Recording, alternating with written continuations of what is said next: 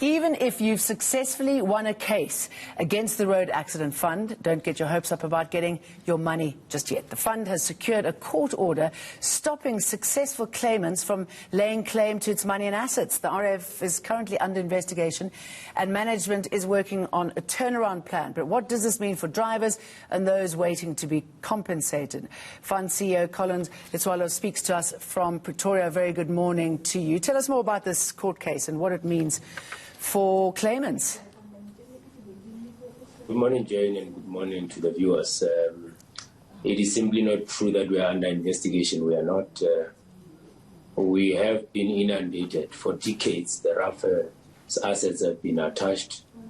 In the recent year, what had happened is that people would obviously, as they get desperate, jump the queue. When you get a court order, usually that payment must be done within 14 days.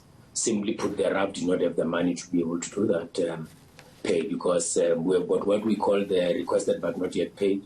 At the time we arrived at the RAF in 2019, September, this amount was sitting at about 17 billion. So for obvious reasons, that 17 billion, we are getting only 3.6 billion each and every month, and therefore we cannot cater for all that amount. So all what we ask the court to do is to allow people to queue so that we can pay the oldest debt first.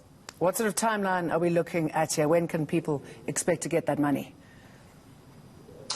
We are paying anything above 180 days, so it means that once you have got a court order, you have to wait for about 6 months for that money to be paid.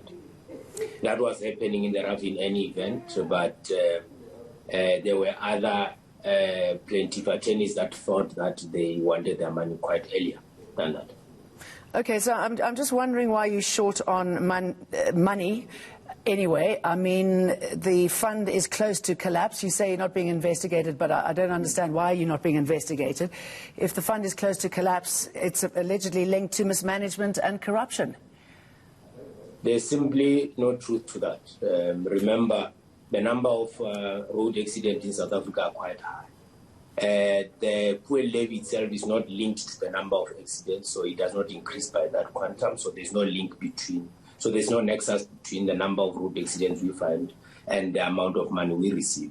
Simply put, about each and every month we get cost of about 4.4 billion, whereas we receive about 3.6 billion. So you can imagine that there's about 800 million there that is a shortfall. What we have found in the RAF when we arrived, both as the board, the new board, and me as the CEO, was that in instances you would find that we are paying a lot of money. For this scheme to work, we need to lower administrative costs. Our administrative costs have been increased by what we call litigation costs. RAF collects 43 billion a year. We pay 17 billion in administrative costs to pay out about 26 billion only to claimants. That's unsustainable. So what we have done, we have now tried to reduce the legal costs, which are 10.6 billion of that 17 billion. So that's what we are doing. We've been working very hard throughout since 2019. Last year we got a clean audit from the Auditor General. Very clearly there's nothing to investigate there. All right, tell us more about the new management. I mean, it sounds that the fact that you were short of money does sound like mismanagement. Tell us what we can expect going forward now in order for this never to happen again. Well, you can expect that we are going to make sure that we lower administrative costs. We have been charged almost 5 times for medical costs. What people would charge for a procedure for medical, all the other medical funders. We have now introduced what we call RAF medical tariffs.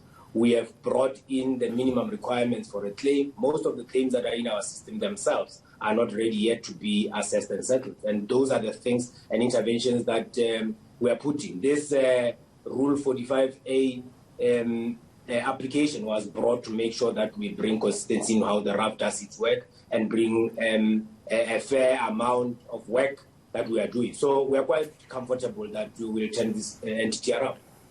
Letsoalo, good to talk to you. Thank you very much.